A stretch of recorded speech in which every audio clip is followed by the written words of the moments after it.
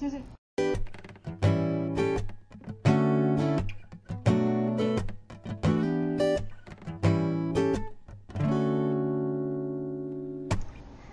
for part 3 of this collection of videos, this one's gonna be the hardest one to draw because it is very different from the ones that we have created before. The one that I'm gonna try and do today is more sexy, more for girls that are gonna go out clubbing, partying with their friends. This set of nails would be just right, great for you. And for this one, I've colored it red on the bottom. And what we're going to try to draw today is leopard skin / sort of tiger skin pattern onto it. And what we want to do first is you want to choose 3 colors that is more like a light one, a little darker, and the darkest one, so that the pattern actually shows up onto the nail.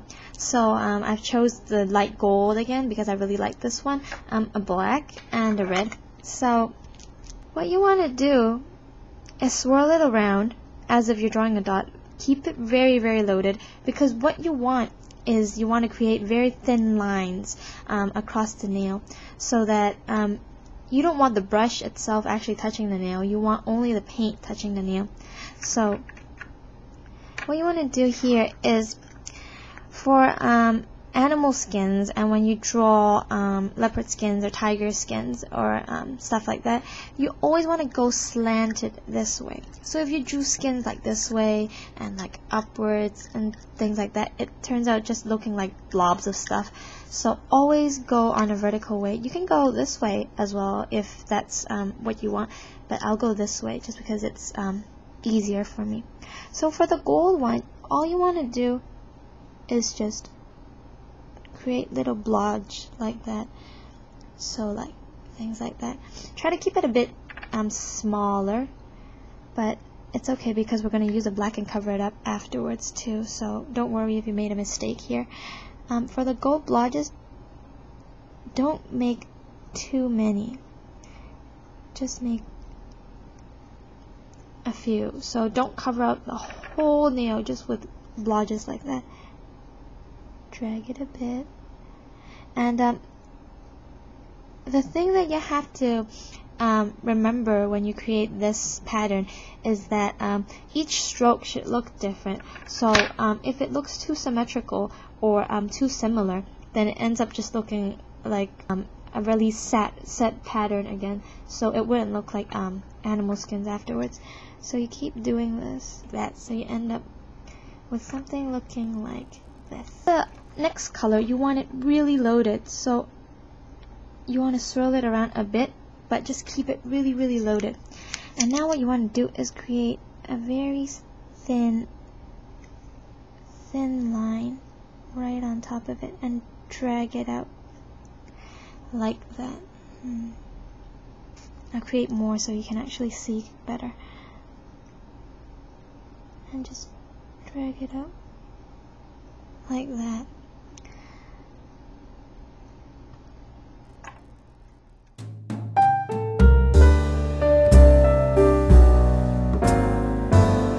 So what you really want to do for this skin looking pattern is that you want to create a line very thin on top of the gold that you have just applied, or any other color that you have chosen, and drag it and lift it up so that it creates a tip at the end. And then on the bottom again, you want to just start anywhere. You don't want to connect it, you don't want to be right below it or anything that looks like it's just really, really similar. You want it to look very, very different so that it looks more natural. So I'll just start anywhere and I'll pull it and just drag it again. So you can decide, you can connect the ends together, you don't have to, you can just create a dot on the bottom. Anything that just goes on top and on the bottom of whatever you have created in the middle, whatever color that you have used, and it'll look like it. So because this camera is really bad at showing you what it looks like right now, I'll just take a picture.